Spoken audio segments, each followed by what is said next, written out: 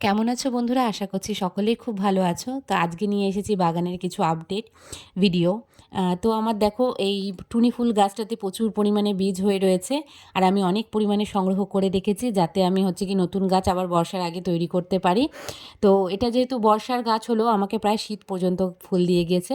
আর তার পাশেই ছিল হচ্ছে বোগেনভিলিয়াটা, যা সেকেন্ড ভেসের ফুল আসতে শুরু করেছে। এবছর শীতে আমি সেরকম কোনো গাছ কিনে উঠতে পারিনি, কারণ পরিচর্যা করার জন্য সময়ের প্রয়োজন, কিন্তু আমার কাছে সেটা খুব কম বলে আমি বেশি গাছ কিনিনি। তবুও গাছ দেখলে তো থেমে থাকতে পারি না, কটা গোলাপ গাছ কিনেছি। প্রথমে একটা মেরুন কালার দেখালাম, তারপরে দেখালাম একটা গোলাপি কালারের ফুল, ছোট যেগুলো চাইনিজ গোলাপ হয়। আর এটা একটা হাইব্রিড সাদা হলুদ আর মেরুন দিয়ে, আর এটা একটা পিচ কালারের গোলাপ। আর একটা ক্যামেলিয়া গাছও কিনেছি যেটার মধ্যে সাদা ফুল হয়। এখনও সবকটা রিপোর্টিং করে উঠতে পারিনি, ওই যে বললাম সময়ের অভাব। তো আশা করছি খুব দ্রুতই রিপোর্টিং করব। তো দেখা হবে, টাটা।